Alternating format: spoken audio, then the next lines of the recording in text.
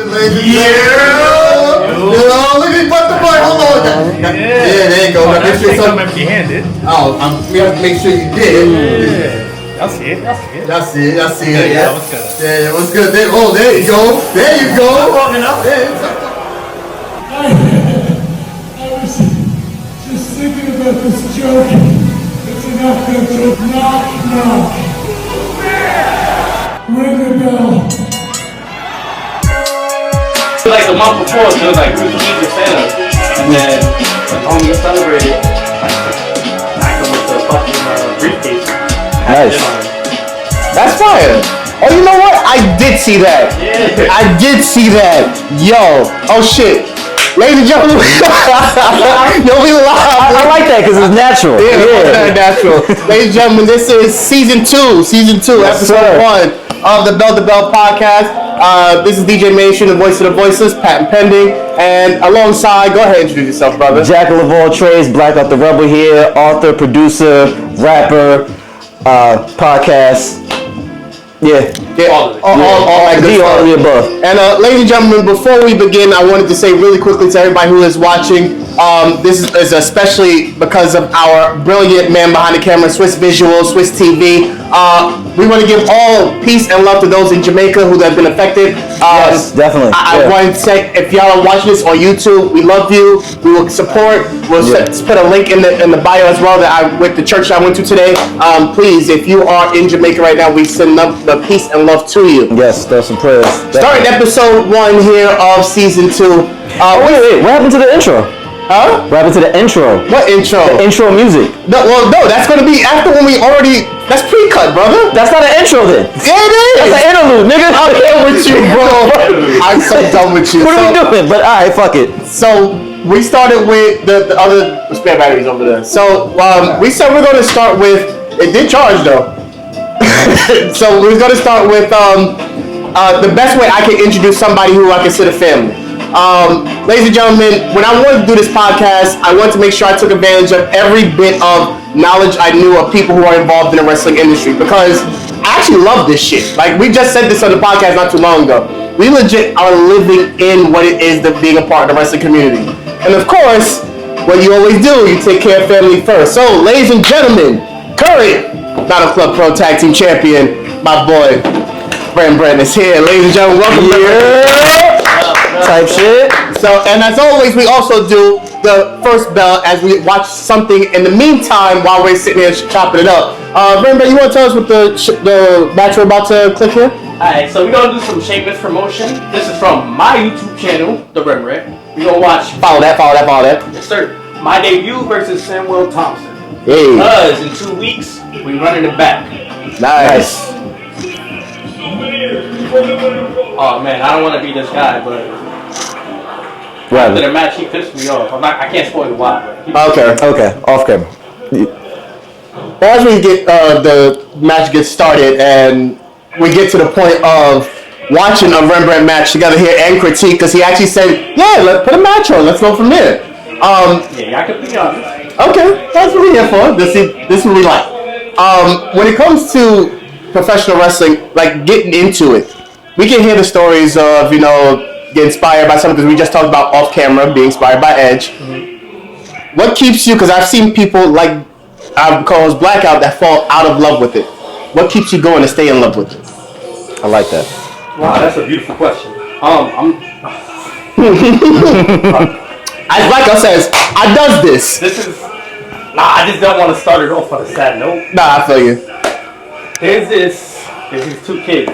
Their name is Serenity, and the boy's name is escaping me. I apologize, but basically, their mom passed away earlier this year. Oh man. And Rest in peace. They've been coming to the Battle Club shows and just cheering me on, cheering Jem on, cheering Federated on, even though we still max or whatever.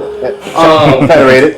But yeah, just seeing their strength and seeing like when Serenity gets excited because I wear my hair out like hers, or seeing her in my shirt, or like I make my entrance and despite all the boos, like she's still cheering me or whatever. Right. Like that gives me the strength to be like, alright, I feel like shit, but let me get up, let me bust this shit out, and let me show her that her cheers are warranted. So people like that. Getting an organic cheer, even though you're supposed to be a heel. Wonder where I've seen that before. This man here. Moving on. Yo, really? What we doing here? You just tied it all together, huh?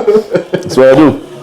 That's what's up there. That's dope. That is dope, man. They're beautiful they're beautiful kids, and just if I got half the strength they got, that's it. Can't complain. I hear that. Thug it out. Okay, so now keeping in the same conversation of kids and children, if you could bump into yourself at their age with everything that you have absorbed and know now within the wrestling industry, what would you tell your younger self? Well, considering you're like 7, 8 years old. We champion, motherfucker. We champion, motherfucker. Yeah. And I still We outside. We lit, nigga. I still got this, so I'll probably be like, yo, bro, it's all good. It's all good. But I'll probably tell him like, yo, no, seriously, I'd be like, yo, it's all good. But I'll probably tell him like, yo, start earlier. Cause I don't want to say I started late. I started when I was like 21. Okay. But, And you're how old now? huh? You're how old now?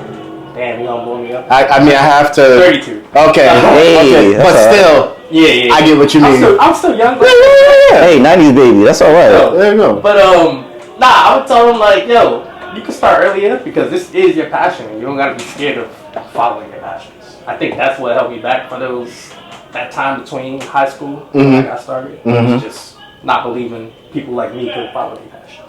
Okay. All right. Yeah, you look now. God. Yeah, it's been an interesting decade to say the least. Beautiful. Beautiful. That is beautiful.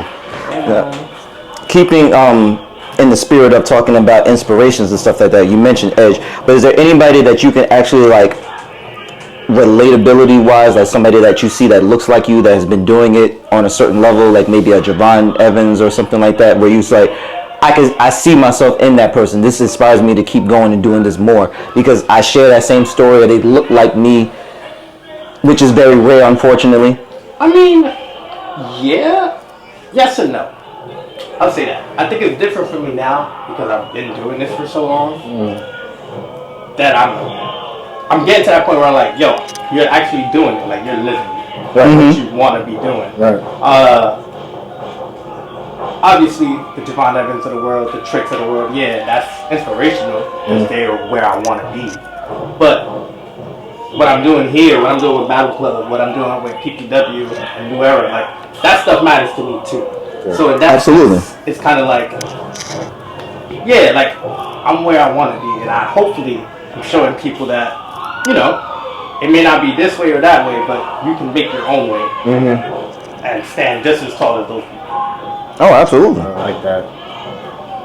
Because like I said, and I said this on the Twitch stream that we did not too long ago, sometimes the indies is like the all-star game. You never know who's going to show up and want to wrestle. Like, yeah, I want to wrestle this person, or tag team champion. All of a sudden the Hardys show up because they want to continue belt collecting. Oh, God. I'm just saying, but the idea is you just never know who's going to show up anyway, because a lot of those big matches that you look forward to may not be on the grandest stage, quote unquote, but still are on a moment that you're sharing the ring with them. Yeah, I'd say definitely nowadays I feel like it's way more open than it's ever been. Yeah. Okay. It's like back in the 80s, you had like the territories and whatnot. But like now, like it's just open season. You Right. have Mercedes show up wherever. Like you said, the Hardys show up wherever. Battle Club had Mike Santana before he won For the TNA championship? So, Yeah, that's fine. You know, like, yeah, That's it's fine. definitely an all-star game, I would say. Definitely a beautiful mix of up-and-coming talent that's already made it, and talent still trying to, you know, forge their own path. I want to say though, Samuel. That's harsh. That's What? tough. What? That's tough. That's tough. Alright, No one told her to come to the ring. nobody told her to be there. First of all, You're right. Second of all, she called me ugly like 2 seconds before. So she deserved it. But nah, he's a tough opponent, I will say. But you know, he ain't right. The hand around. Oh, Nice. don't forget, Federated for the kids. Chop them. Nice. So the funny part is, I would never forget. Again, when I first saw Rembrandt was at Elks Lodge, almost damn how many years ago? Too many years ago. But even then, I think I said this to Blackout. He was on the same card as like MJF. I think that I saw Santana Ortiz that night as well. It's a Hog show, right? Yeah. It's like, then fast forward, I think this was during the pandemic. This man here pops up on AEW Dark. How was that experience? Because for all those like me who love AEW Dark, seeing someone like family on there, I'm like, let's go, turn these numbers up. I will give you all these likes and shares. I was out there, man, because I was like, yo, that's family there. That. Yo, honestly, it was insane. Yeah. Because obviously it was COVID time. Right. Yeah. But it was like the start of COVID. Mm-hmm. So I had no time to train, no time to get ready for it. Got there. That was the first time I ever found out I had COVID because I had the antibodies. Oh shit. But they didn't know that at the time, so it like took the whole 24 hours. So they quarantined me. I'm over here in Florida by myself, quarantined. Like what the? Can I curse? Yes, you can. What the fuck is happening? But thankfully they found out like it was antibody whatever. Yeah. Then I ended up wrestling in Dark Order. I was able to get wise words from Dustin Rhodes. Nice. I was able to watch Dynamite. Experience what it's like to be in a locker room that I aspire to be in one day. So it was the first 24 hours, I hated it. Okay. Because of the COVID shit. Yeah. Right. But the next 24 hours, I was in love. I was like, yo, this is just so fire. This is what I want. Okay. Yeah. And now, take something like AEW, even if it's dark, compare that to like matches and places like this. Do you find that this is a lot more intimate? Do you find like you can build a lot more of a relationship with the community and the crowd? Or does it become a little bit more challenging because sometimes the lights when you're doing AEW is on you, so everybody else is kind of dark. It's a little bit maybe harder to see, so now you can't really use the crowd the way you used to or something. I wouldn't say that. Only because I've worked in different venues that utilize different lightings, different cameras, dark settings, light settings. So you kind of get used to it. When I worked Smash Master, I worked this beautiful venue in Scranton, Pennsylvania. I think it's called the Fritz, and it was beautiful, but the lights were blinding. So You just guessing shit like this. yeah, I was just like, the people I think are in that general direction, so we good. But I think you just learn how to adapt accordingly. I know people are there, so I just look for that organic interaction regardless. Even if I can see you or not, I can still hear you, and eventually, pause, but I can feel you, whatever. So, yeah. I don't really have a preference. I do like the intimacy of the indies. I think it is a lot of fun to get the people going, get people angry, or whatever emotions they may want to feel. Federated type shit. Federated type shit. I mean, I don't believe we the bad guys, but whatever. Yeah. Whatever. Everyone has their opinions. Okay, so actually, I like that you said that because one thing that you said, one of the words that I want to extrapolate and hone in on was you was talking about adaptability. How easy or how challenging do you think it is to come into the wrestling industry and you have to adapt to maybe now being the quote unquote heel, having to deal with boos on a consistent basis? Because I remember watching, what was it, Heels on Netflix? Oh yeah. And you were dealing with Ajax's brother, and he was going through it like, I don't want to be a heel, I don't like being booed. Like, can you touch on that and speak to that? Because maybe for you it might be, oh, this is easy, but for somebody else, I'm like, hey, I'm an asshole, sure.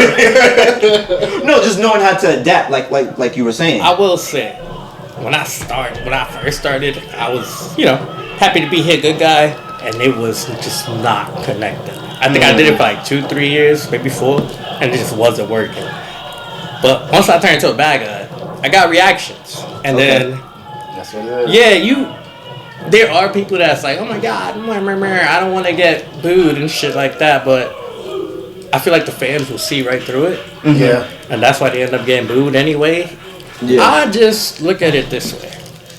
You paid your money to see me. I know I'm good. I'm going to give you a show.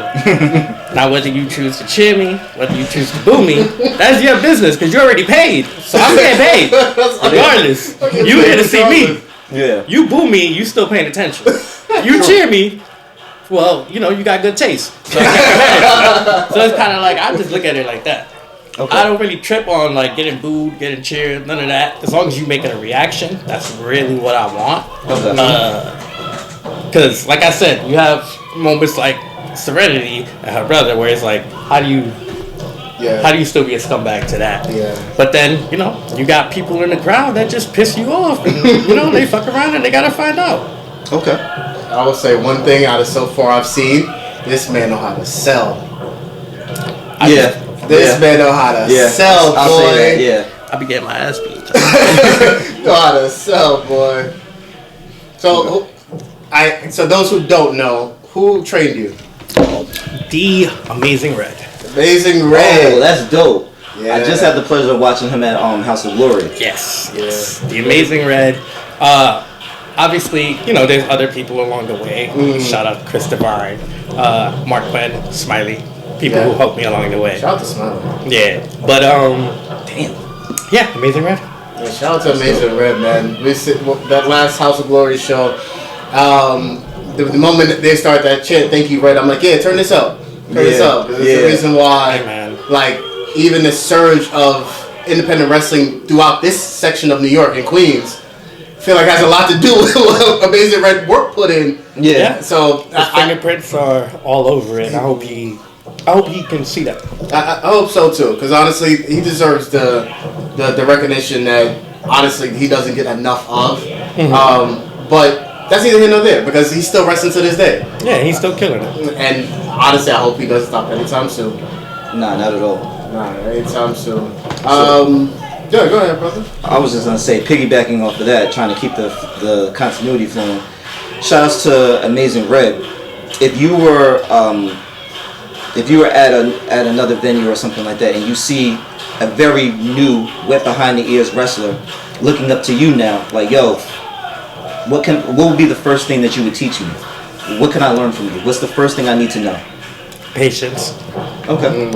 And it sounds like mad cliche or whatever, but it's the truth. Like, I can't speak for everybody. I speak for myself. My journey was a little weird because, you know, usually you got beginner and then advanced class.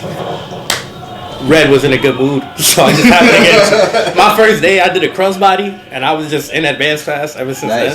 Okay. I never really went to beginner class proper, so I was just learning both, and it confused me for a long time. But thank God, one day it clicked. Okay, so you were like LeBron James. You just naturally gifted. You really didn't have to do. He's high now. I said it, not you. So I appreciate that, but I wouldn't say that. I would say I was more of like who's an undrafted prospect that went like crazy. Trying to think. Good question. We'll come back to that. Yeah, we'll come back. But yeah, basically, like, not that I was completely unathletic or whatever. I just didn't understand what my body could do at the time. okay. And it takes time.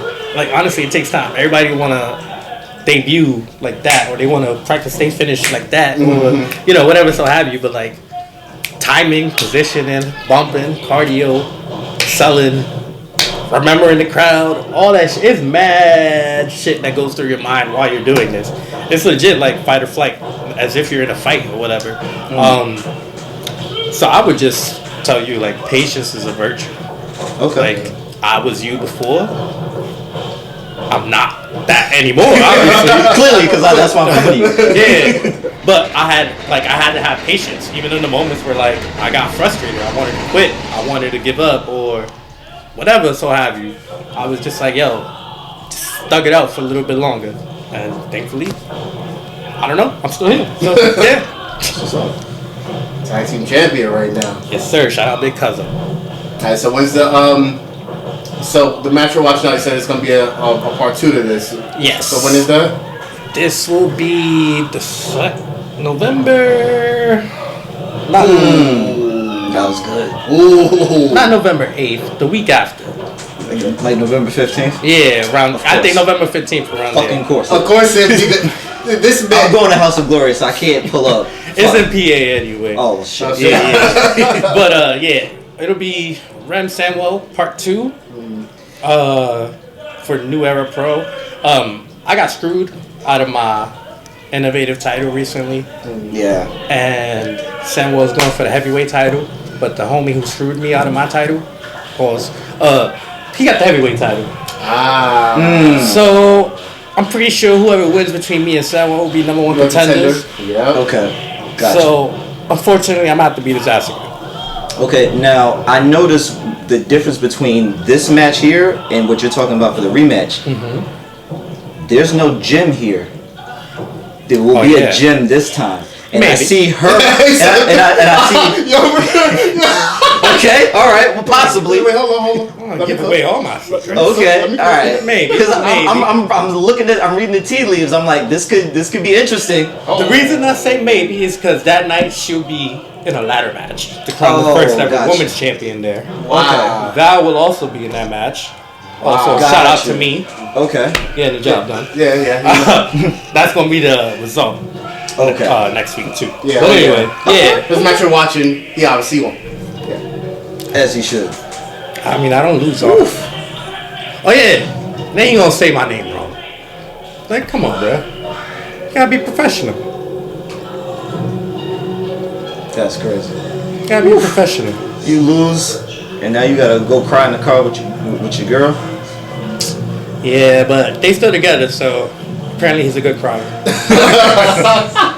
Okay, so now there was one thing that you mentioned when you were talking about like the education of a new wrestler. One of the things that you were saying before you were saying fight or flight was, you gotta pay attention to the crowd. When it comes to that, I come from a rapping background, so I know about being on stage.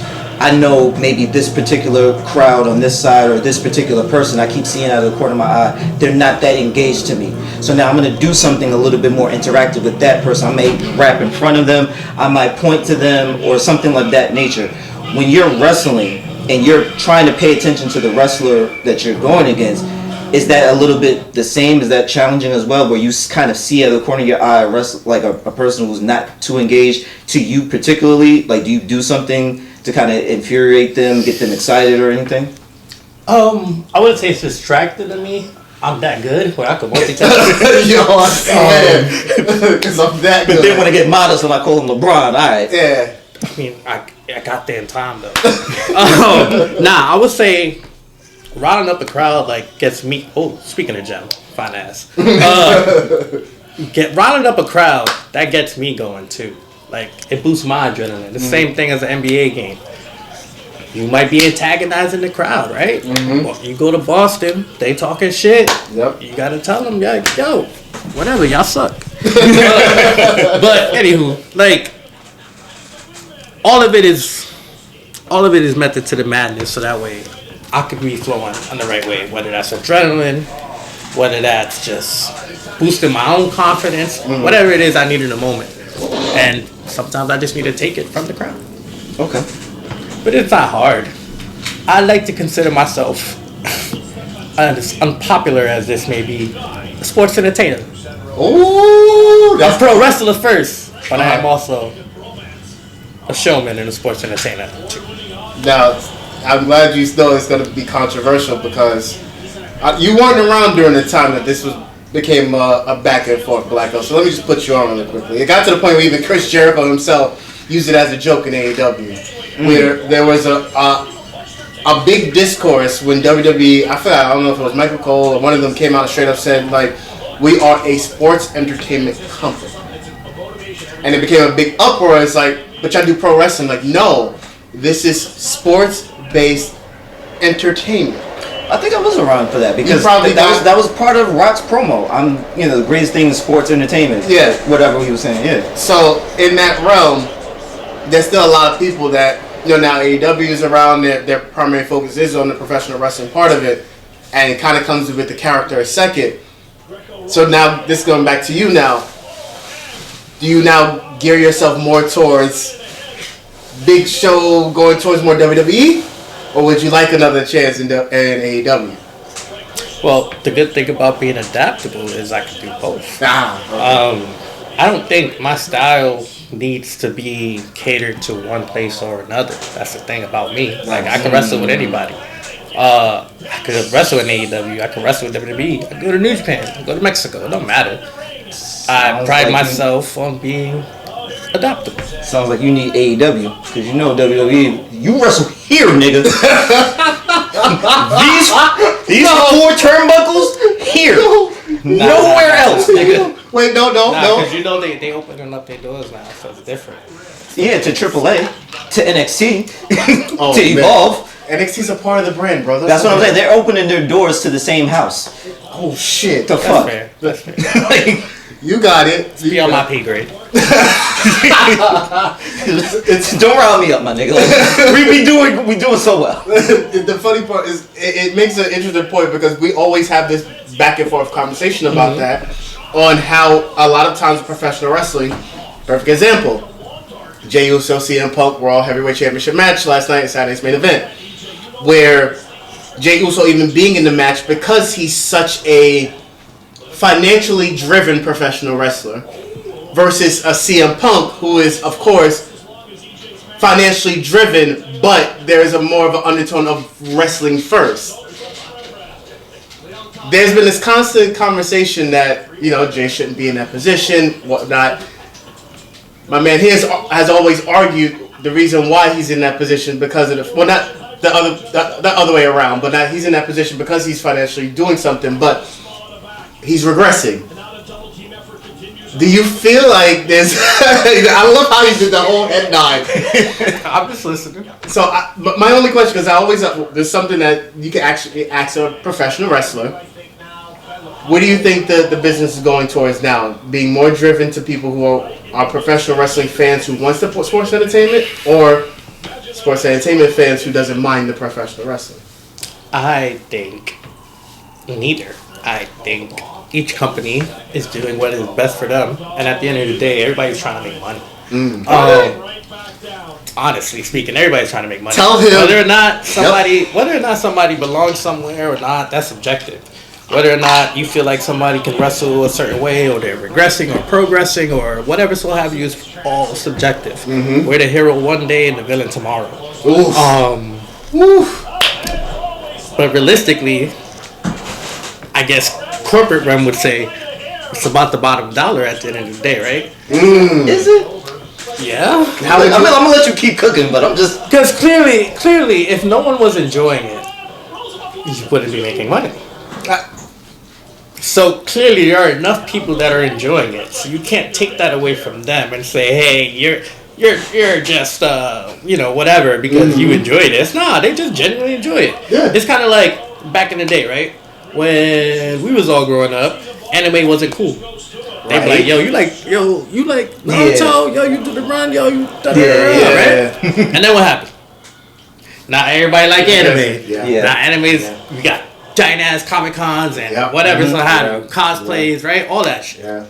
Same thing with wrestling, right? Yeah, you're right. How many times it was the Usos are not original because they do the face paint. Then they took off the face paint and it was, they just black people. Then it was, they just Roman Reigns. And now it's Jey Uso is just an entrance. Yeah. Every phase of his career has been he's just this or he's just that, and you can look at everybody on the roster and say the same thing. Damn. Woo! And, people say the same thing about me, and I listen to each their own. Yeah. At the end of the day, you gotta ask yourself this: is the reaction organic, and are they making you money? I need another drink. Because I'm like. I'm gonna try this one. Yeah, go right ahead, sir. Because my thing is, I already know how you're going to compete. So, I'm with you on this. I'm not. Go ahead, cook. I'm with you on this. Okay. Because at the end of the day, listen, I started loving the professional wrestling business from a young age. I started loving more when CM Punk came up during his Ring of Honor days. Okay. So I followed his career. Even down to, literally, my nickname is the nickname from him. It's down to a science. But is me understanding that he was a professional wrestler that blurred that line as far as what it means to be a sports entertainer. It made money. What did I say the other day, Blackout? 434 days. Did I not? As champion? Yep. Okay. CM Punk said it himself. Drove him nuts. Company made money. But at that time, who was around? If I'm not mistaken, Batista was still around. Edge was still around. I think Rocket came back. The Rocket came back. And was Taker. somewhat even consistent. Yeah, Taker was still working. Taker was still there. What your logic or what you're about to counter to both of us were saying, CM Punk wasn't supposed to be in that position, but he was. But there was always an Undertaker who made the money because he was a character that got them to the point where they are now. There's always a Batista who already had the existing story. Also, Undertaker was in that position where he was looked at as like, oh, he's not making us money, but we got such and such who does make us money, so we can do this while we experiment. Then, whatever. Send it off. There's always arguments. There is. So, but his argument is more toward current product. Go ahead, brother. Go ahead. I'll hear you. so Yeah. So one of the things you were saying was, correct me if I'm wrong, but you were like, it doesn't matter as long as it's making money to some degree because as long as it's being like, even if you're booing it, it doesn't matter because you get paid to. Yeah, as long as it's making money and there's a organic reaction. Right. But what happens when the organic reaction is negative? Not on the storyline, but the management, the booking itself. Because what you're saying is, as long as it's making money, people are coming to pay for it, but because they like to see it. But you know what else people like to see? Car crashes. That's fair.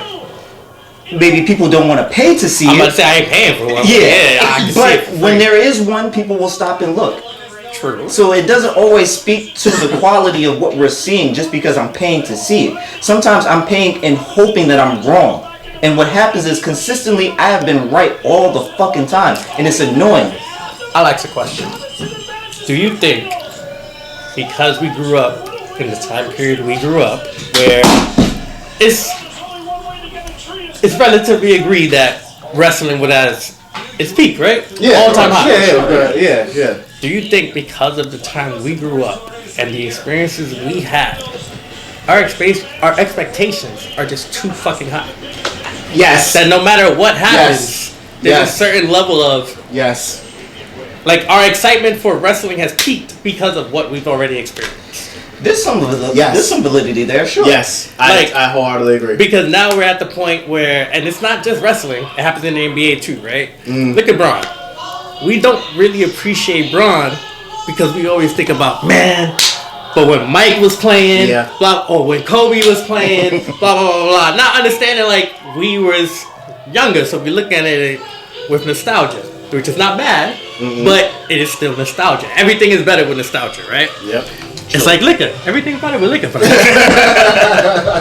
Cheers. Right?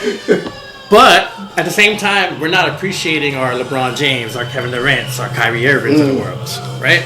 Because we're steady thinking about Kobe, AI, people like that, Mike. Same thing in wrestling. We're not appreciating the people here right now because we've been given so much from such a young age, like especially our generation, like Stone Cold, The Rock. Yeah, from when my memory started of wrestling, I was at a peak. Like it was at peak. Yeah. I think my first memory is '97. So that's like the height of the Attitude Era or whatever. Yep. Right? Yep. I've seen it go all the way high and I've seen it go all the way low. And I understand that to a certain extent, like my expectations are just I can fantasy book to fucking Pluto because I've seen it happen and I've seen I'm about to cook. Yeah, you see all of this stuff happen, but go ahead. Go cook. No, I don't want to rush you. No, that's it. That's it like that. I left the stove on simmer. Let's bring it home. Because we're given a lot of references to WWE, and it was a golden time where we were all coming up around the same time watching a lot of the great moments and great wrestlers. Without even having to do the compare and contrast, what I see in wrestling today, if we're talking specifically about WWE, there's a lot more trash than there is good. There's too many people who are being forced down our throats. It's bad writing, it's bad storytelling, it's favoritism. Now, the reason why I want to say let's make it more homely, you're so fucking good. You give us all of this in-ring ability. You can get on the mic. Why the fuck do you keep forcing Samwell down our fucking throats every single week? Same situation. Talk about it. You keep getting overlooked. Why? Because this nigga sells merch. He has a catchphrase. Yo, you really What are we talking about? This man is yo, shout out to Blackout, bro. Because you really got me for a second. I was like, where's he going with this? But then he brought it back. How does this? Come on. He brought it back. Okay. Yeah, let him cook. Let's use a recent NBA comparison, right? Yeah. Okay. Y'all peeped when Michael Beasley was like he beat anyone one-on-one, and he challenged Melo, and Melo was like, I don't even need to do that. Right. Okay. Mike Beasley might be able to beat everyone one-on-one, but is he a star? Oh. No. At the end of the day, the NBA can't rely on Mike Beasley to sell tickets, can it? No. So Mike Beasley gonna do all of that for who? Yeah. Do you think Mike Beasley would have became a star if properly inserted in the right environment? No, that's a personal thing. I think. Yes and no. It's kind of like I seen somebody say Zach LaVine had the best worst career ever. Yeah, I saw that video pop up on my timeline. Right? Okay. So it's kind of like, okay, take Zach LaVine, right? Do you look at him and say, well, if he was on better teams, it would be different? Because he was also in Minnesota. Yeah. Minnesota's pretty good now. Yeah. Right? He was Look at also- Chicago. Chicago Chicago like undefeated last time I checked. Yeah. So I'm not saying they gonna win the title, but I'm saying even when he got traded last season, they played. Their record was better instantly after he left. He got traded. Yep. He's right. That don't mean Zach LaVine a scrub by any means. No. But also, damn, it's like where else can I like? After you leave, they get better too. So it's like, is it you or is it the system?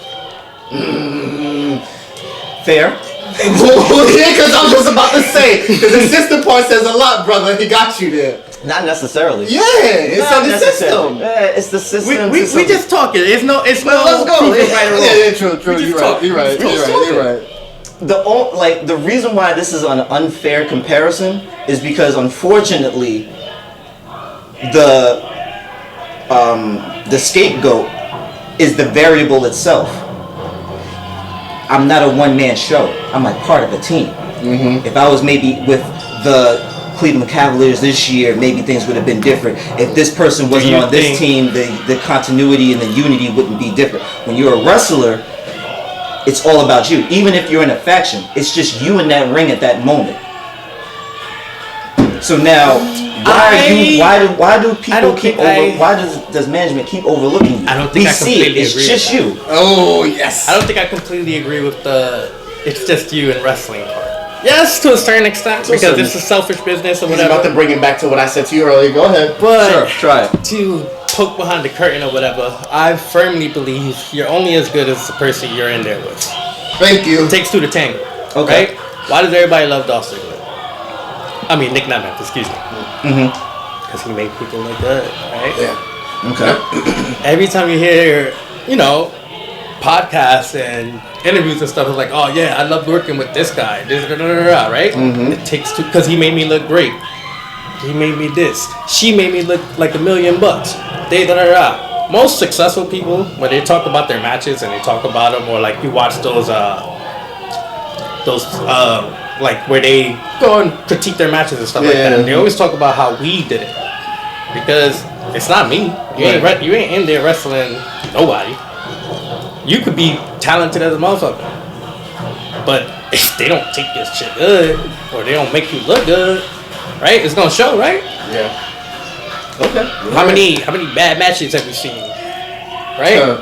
It's not just one person, because that person might go and have a banger on Sunday and have the shittiest match on Monday. You can't be like, well, this nigga he just deteriorated in fucking 24 hours, right?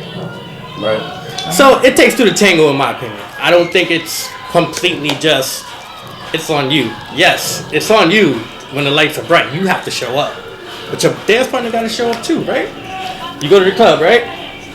You dancing. You're not going to dance by yourself the whole time. You want the shorty to pull up? She gotta play her part too. She just can't be standing there. Okay. Right? Takes two to tango. Y'all both can't be stiff. Yeah, y'all can't both be playing the wall. Somebody gotta do something. Someone gotta make a move. Okay. That's a great analogy. I can't really contest that. Yeah, good. I'm glad. The analogy with being in the club, I can't contest that. All right, cool. But we good. you fucked up when you were saying when we're wrestling, it takes two to tango. How many times am I gonna see Jay get winded before he even starts his match because he does the heats? My God. Doesn't matter who the fuck he wrestles. He wrestles CM Punk. He wrestles LA Knight. He wrestles all credible wrestling good people. At the end of the day, he's not as good as he used to be. So it becomes not a we thing. It's a you thing. Why do we keep getting you if you're not as good as you used to be? Why do we keep getting Samuel if you're the one who keeps fucking carrying him? He keeps fucking up his spots. You gotta keep thinking on your feet to how I can freestyle and make this work. Look, they eating too. He has it. I look, they just did it too. I'm not making this up. Listen, at some point you can only carry somebody with so much, and because he's the favorite, it doesn't matter what the fuck you do. You can be the babyface in this scenario. It's Samuel though. He's our guy. They're eating. They're doing it. They're legit doing and it. That's the answer to your question. Yeah, legit. Look at them. He's not lying. Now, I want to take nothing away from Dude. Like, they like the Dude, right? Mm-hmm. But for whatever reason, kids like Jey Uso. People like Jey Uso. They gravitate towards him the same way. For whatever reason, we gravitate towards whoever. Who's your favorite wrestler? Currently? Male or female? Don't matter. Okay. Male favorite wrestler. I think I might go with Javon. I can confidently say that without really having to refute that. Okay.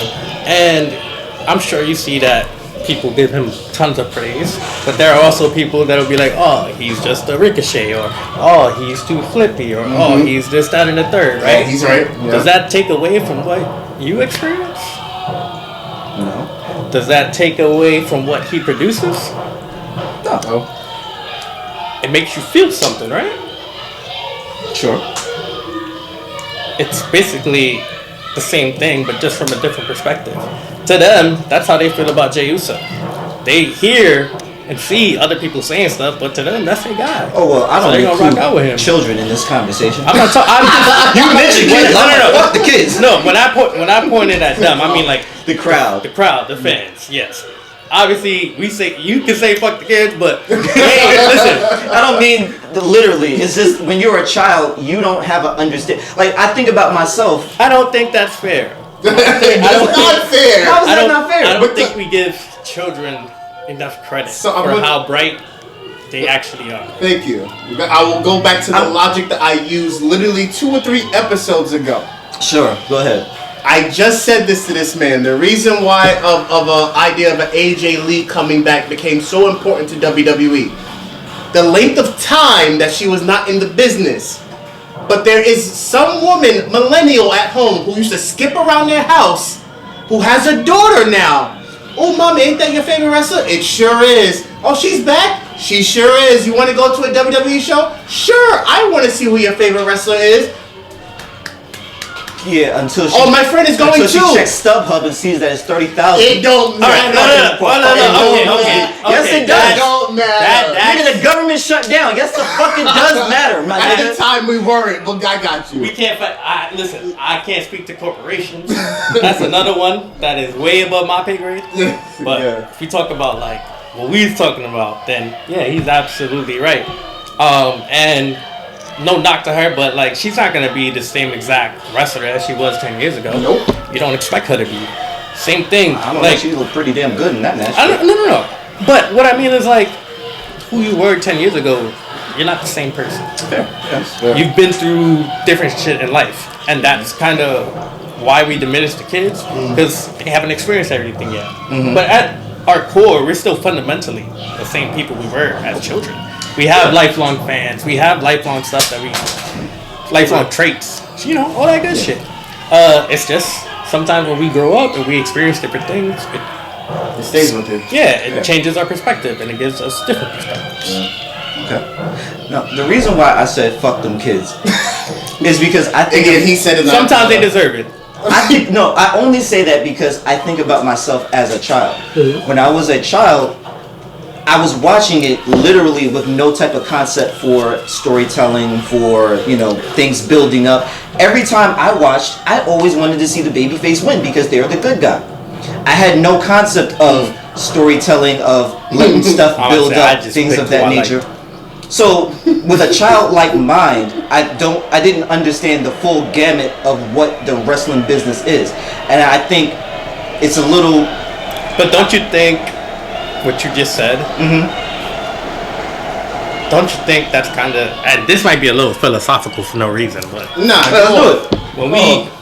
when we grow up, we kind of lose that child innocence. the innocence and the joy of just experiencing That's shit, right. right? You said we just watched it not for the storytelling, but just because we liked it. We wanted to experience it. Right. But now we get older and it's the business and it's merchandise sales and it's this, that, and the third, right? You streaming sales and then you lose the aspect ratings. of what really got you to start watching before. To me, when I was watching as a kid, this shit was real. To me, I didn't even care about who was a good guy, quote unquote, who's a bad guy. It was if I liked you or if I didn't like you. And I just feel like as we keep growing older, and it's not a bad thing or a good thing, it's just what it is. We experience stuff and we learn stuff and it changes our perspectives and how we look at it. But if we just take all of that away and try to go back to the enjoyment, there's something clearly still bringing you back. Right. You still we'll say, a lot of people say it's trash and it's subjective, It's whatever. the whole fake and all that. But something's still bringing you back other than the fact that you just want to call it trash, right? Because there's no way we would subject ourselves to this shit if it That's not true. I don't want to. All right, There's no way go back to an ain't shit nigga every night. Oh, you know what? because That's not a relation to the two. This is a little bit. Okay, yeah. I will preface this by saying I'm not a woman. I am only speaking from Rem's point of view. That's a little bit complex because you have Stockholm syndrome, right? Mm-hmm. You have the question of where can she go, whether she has resources or not, etc., etc. Mm-hmm. And then there might be some women who just like the toxicity of it all. And there's no neither one of those is all right answers. Don't get me wrong. It just is what it is. Scenarios. Right. You see, that's what I was going to combat and say when I was earlier when I was talking about fuck them kids. These days, no. Let me cook.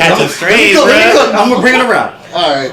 For me, my childhood experience is vastly different from the children of today. Of course. Simply because I didn't have the access of the behind the curtain that these kids do. So I do think that they're able to give a more conscientious take on wrestling. However, they're still children, so at the end of the day, they're easily malleable. So when you have somebody like Jay, it's going to work because of who they are. So why didn't it work when Roman was the big dog? Exactly. Thank you. I can't speak to that too much because I wasn't watching at that point in time. How much time we got? Okay, we good. Okay, all right, just checking. But what I was going to say was, what I was going to bring it back to was when you were talking about the Stockholm Syndrome. Mm-hmm. If you're talking about kids today, it's the same exact thing. These kids today don't have any recollection of what was happening before them in the Attitude Era, ruthless aggression. All they know is this.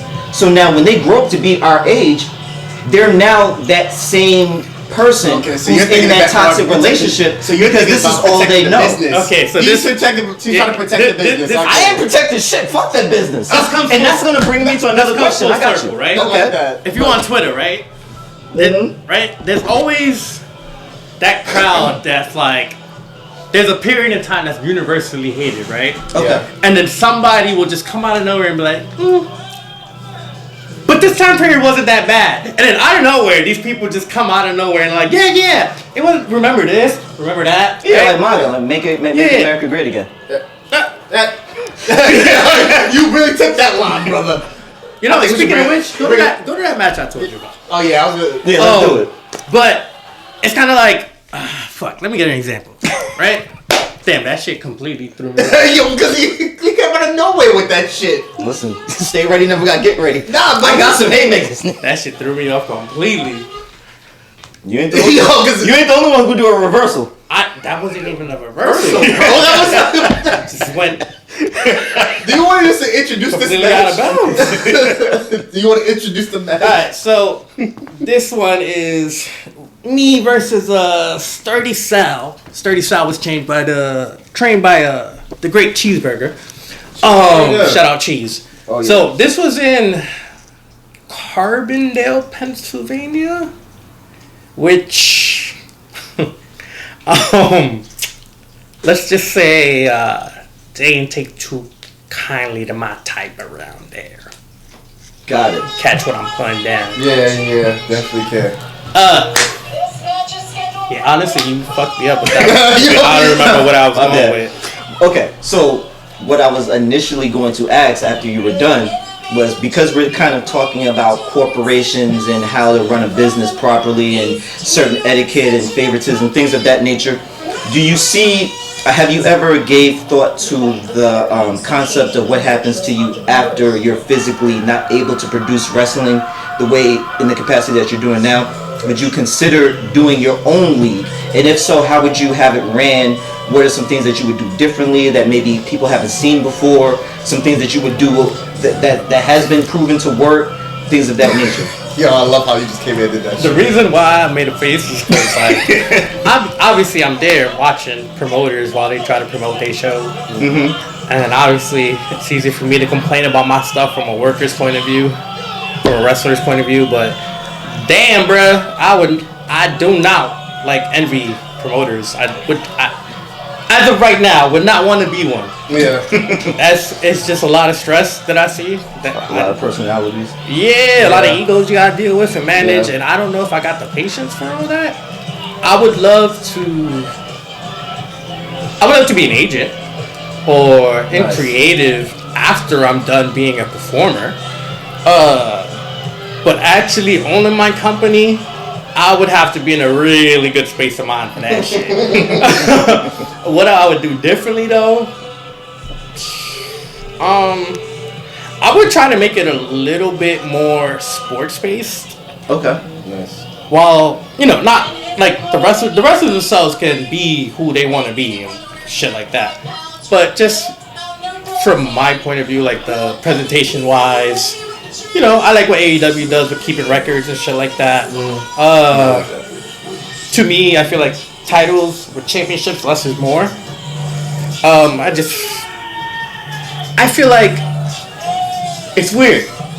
Wrestling's been around forever. So it's like, there's not much more new you can do. Everything's a spin-off of something else. Yeah. But what's old is always new again. So, to me, I kind of look at like how the business is going in terms of like sharing companies and sharing titles and yada yada yada. So yeah, I probably would not own a company. Okay. Considering my long-winded answer right now, yeah, no, I just can't see myself doing that. Okay. Agent though, yes. Cool. Creative, sure, maybe. Okay. It's a lot of egos. I get tired of it. Ego. I get tired of it. Nah, see, I can kind of like partly attest to that, being the early days of doing WVMR, doing the radio station. There is a lot of egos that's involved. A lot of different people have different directions that I they didn't want. envy that shit at all. Yo, bro, that man can tell you, I've had some long nights either in front of a blunt or in front of a bottle, after just one day, maybe only putting 4 hours in at the space. Nah, man. And that's the thing too that I respected you for, because you always had to be diplomatic. Yeah. You had to leave ego, pun intended.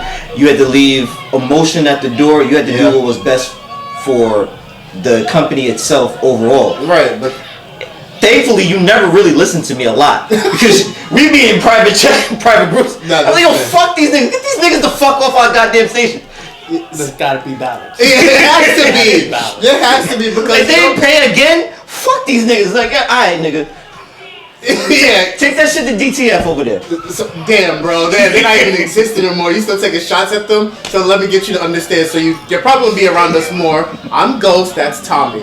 You understand it now? That's what I had to deal with. Yeah, we cancel Christmas on niggas here. Gotcha, We don't have to always do that. Sure. Like I always tell you, we don't have to always pop the trunk. Maybe they celebrate Hanukkah. Have you thought about that? Let's cancel Christmas on these niggas. Fuck it. You know what? Anyway, the point Gotta be a is. balance to everything. But the point is, I always saw that in a lot of wrestlers who some have the know-how, the balance, the understanding of wanting to be able to pull up Jeff Jarrett and be like, you know what, I'm sorry to cut you off, but Yeah, go ahead. this is gonna be a real fuck around and find out moment for the audience. Okay. So, I don't know if the camera's gonna catch it here, but homie in the hat hit me in the back. So. Oh. Woo. Damn. Woo. Crowd participation. I like it. I would like to balance. I would like to put out a PSA that says, if you're a racist and or you put your hands on me and I deem it necessary, I do hit back. I do hit back. I like it. I went right to wrestle his damn match. Yeah, I feel That's like how you gotta do it sometimes. I'm a professional, don't get me wrong. But yeah, I just feel like sometimes the fans forget. You know? They forget, like, we're people too. Oh. I like it. Type shit. Yeah. Let's go. Okay, so for somebody who's just coming into the indies, to the overall community and the world itself, in your opinion, what would you say is the definition of proper etiquette and professionalism For a worker or for a wrestler? Open up a can of worms there, brother. Why you asking that? Nah, it's not that it's a can of worms. I just think, to me personally, it's nuance. Okay. Because we live in a different. I grew up, obviously, Red taught me a lot and whatnot. So, like, I grew up with those old school values and shit like that. Okay. Shake everyone's hand, you know, thunder around. But at the same time, I understand that, like, we have people on the spectrum. So people who are autistic and they may not shake hands or they may not make eye contact. Okay. But back in the day, that might have been seen as disrespectful. Without truly understanding. Yeah. Okay. So I've kind of told myself, like, obviously you're not going to know everybody, but for the most part, just take it case by case basis. So I'm of the mindset, like, I shake everyone's hand or greet everyone for the most part. Let them know, like, hey, you know, welcome to the locker room, or hi, how you doing? Thanks for having me. All that good shit. Okay. Keep it PG. You know, be a professional, whatever. But don't be like just don't be a dick. Okay. I mean, that's really Straight to the that's really point. it. Don't be a dick. Don't be a dick. Okay. Alright. So, I wanted to just mention before we start wrapping up. And I know, again, really quickly, shout out with your next match you could come up as win. All right, so we got a busy month. We got PPW this Saturday.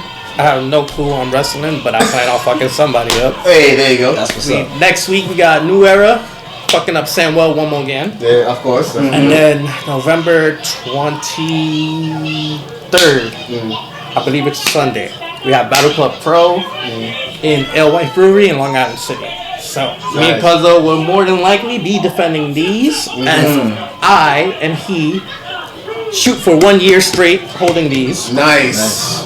I personally am the only two-time person to hold this. Yes, it is. Holding it over 400 days. So we out here. We out here. Second records. That's Something it. like that. Setting Something records. like. Setting records. But I had said to him before he came on the show that if it got to a point, because we got hit up by Wrestle Arrival about sponsoring a match. So I was like, we're not at that position to do that, but there's a chance that I start working with some of these other wrestling companies, and called, hey Cuzzo, you want to come through and fuck somebody up? Represent Bell to Bell podcast, would you do it? Of course. Hey, that's all I want to make sure y'all understand. We love the family. That's what we do, right? So, this is the Bell to Bell family here. Just want to understand that. I appreciate it. Social media, where can they find you, good sir? Alright, so for IG, it's the only one that's different because I got hacked. Damn. Shout out to Rem. But each one is basically the Rembrandt with 2 underscores. Instagram has 3 underscores. Find me on YouTube, Instagram, Twitter. I'm on Facebook. All that good stuff. Yeah. Appreciate you, brother. Okay. Buy my merch too. Facts. Buy the merch. Buy my merch too. Buy the merch. Buy the merch. That's the best way to support. Amen. And Blackout the Rebel. Listen, man. Blackout the Rebel, published author. What the Heart Wants is available on. Which one? There's like 40 fucking cameras. This one right here? Alright, bet. Just do what feels right. They all feel right. I'm him. Alright. What the Heart Wants is available on Amazon, published author. Check it out. I have it available, what is it? The soft cover, hard cover. I have audio book. I have Kindle as well. If you need booking information, foreverblackmedia@gmail.com. I want to do more book signings. I want to do more interviews. Please support that. I will be releasing my instrumentals and beats. I am a producer as well. I'll be releasing that as well soon. Maybe possibly on the Bell to Bell podcast Patreon. We're going to see how that plays out. Do some wrestling themes too, which would be fire. Yes. If somebody needs a new theme song to make it more Federation-like, type shit, or whatever. I love House of Balloons, but I'm open to it. I got you. Whatever you need. The album What the Heart Wants is available. I'm going to be sending that out as well. What else is going on? If you have tickets and you want to do, and you're going to House of Glory November 15th, please reach out to me, hit me up. I'm going to be there. I'm probably going to stay the entire night until they start sweeping shit. I'm going to be there, chop it up with me. Let's talk business. It is what it is. I have some beat battles coming up later on next year, so I will keep you guys abreast about that. Yeah, I'm good. All right, as always, make the call, Instagram, Twitter, and what have you. But I always say, do not follow me. Follow the podcast. Please follow @the number 2 Bell podcast on Instagram. If you go to our Instagram, go to the link in our bio that attaches to everything from our Facebook, Instagram, TikTok, YouTube, Twitch, and our Kick that we're going to start working on soon. It also has our Patreon, our Venmo, our Buy Me a Coffee, and our Cash App. As you can see, this is what Season 2 looks like. We want to continue to build on it. We have more fog coming, all that. Hopefully the Bell to Bell Championship sitting in soon. All the fog. We got Ace Bradley coming up soon. Again, shout out to Pretty Girl First is coming up here soon. We want to say now that he's coming up here? Who? Split. Oh yeah. I have my big bro Split. He's into finances. He's gonna stop by and chop it up with us. We're going to be talking about the correlation between wrestling and the business aspect of it. We're going to be looking at wrestlers as actual stock options, like who to invest in, things of that nature. We're going to bring it all home to make sure that it makes sense. Right, it's going to be a fire episode. And of course, the Bell to Bell draft is coming soon too. Yes. Again, myself representing SmackDown. This man representing. Oh baby, I like it raw. This man representing. Wait. I just want to ask though. Yeah. I know y'all say y'all going to hog. I love that for y'all. Okay. But when am I going to see y'all Battle Club Pro? Oh, yeah. Yeah, we got to pull up some Battle Club Pro. Listen, y'all pull up, I'll guarantee you'll win. Just like that. Okay. Ooh. Okay. You got to bring the cameras, too. You up for a road trip down there? All right, so... Yeah. Y'all pull up, I guarantee to win. Oh, okay. Oh, yeah. I guarantee you, if somebody tries that shit in the crowd, we're going to have a nice little brawl. Yo, open the pit up. Let's get it.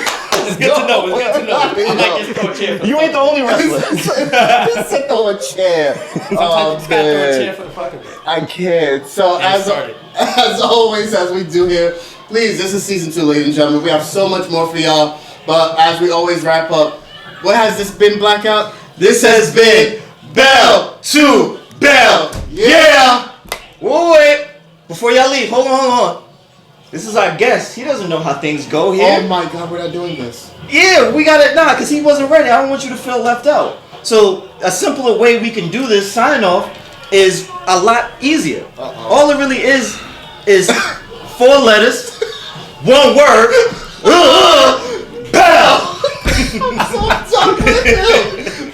Yo, yeah, go laugh at this shit. I respect it. Yo, I can't stand him, yo.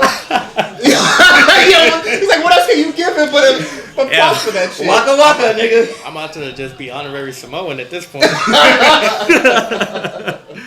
Yeah, that's the only way black people are gonna even get some type of look on stage. I'm dead. So now I get it.